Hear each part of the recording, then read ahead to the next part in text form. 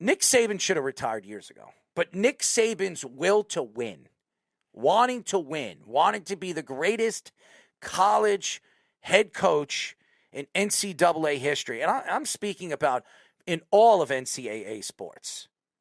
If you look at college basketball, when you think about some of the greats, and one of them just retired in Coach K, one of the greatest head coaches in college basketball history. And then you could go down the line.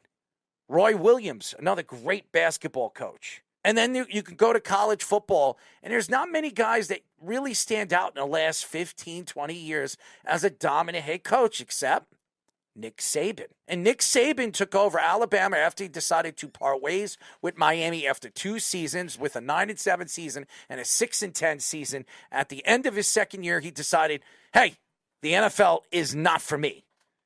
College football is where I believe I'm going to make his money. He transitioned the game in the mid-2000s. And you look at what he has done, recruiting and doing what he does best, going out there and finding some of the greatest defensive players we've seen in modern history. Yes, if you go up and down of all the Alabama defensive players, linebackers, defensive linemen that are still in the NFL and dominating, quarterback was not his position of choice. As we all know, all the quarterbacks down the line over the last, I would say, 17 years of Nick Saban's career over there in Alabama, they weren't very successful. Tua looks like he's going to be the best one. That's not saying much. But what we have seen, and by the way, Alabama always finds wide receivers and running backs. They're fantastic. Every single one of them are practically successful in the NFL with a little weed here and there. But he has changed recruiting. And I know he didn't like the NIL deal, and I understand he didn't like the portal because it affects coaches like him, or does it? Or did it? It absolutely didn't. If anything, it helped him bring players into Alabama over the last 2 seasons. But what we saw over the last few years is, I'm not saying Alabama was tailing off.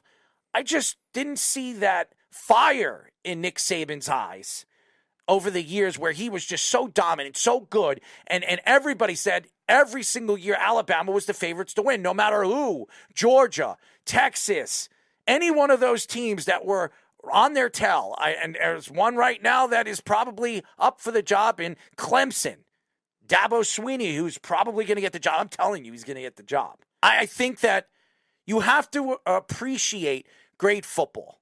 You have to. And what Nick Saban did, just like Bill Belichick did for the NFL, is create a bad guy.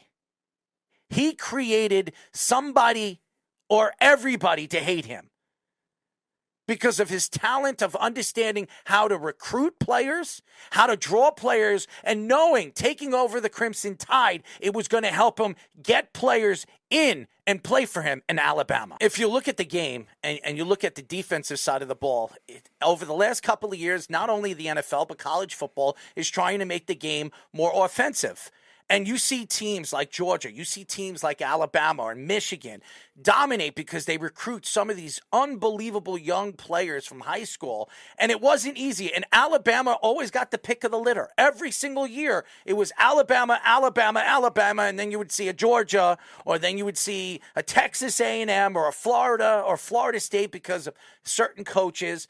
And then you'd see Alabama, Alabama, Alabama. That's what the mold was when you came over there and played for Alabama. And there were so many great college players that you can mention that played under Nick Saban, and deservingly so. Nick Saban was the coach that everybody wanted to be coached for, a coach to, because of what he has done, the success, not only in college football, but what he did even as a coordinator in the NFL. So there's a lot of things about Nick Saban that people don't understand and they don't know. But what I would say about Nick Saban, and that people need to stress to understand, is this guy was a winner. Bill Belichick was a winner. Now, everybody says they're giving Tom credit, all of the credit for Bill Belichick, but it's not true. Those defenses were some of the best defenses of this modern era. And yes, the Patriots had a lot of good defenses.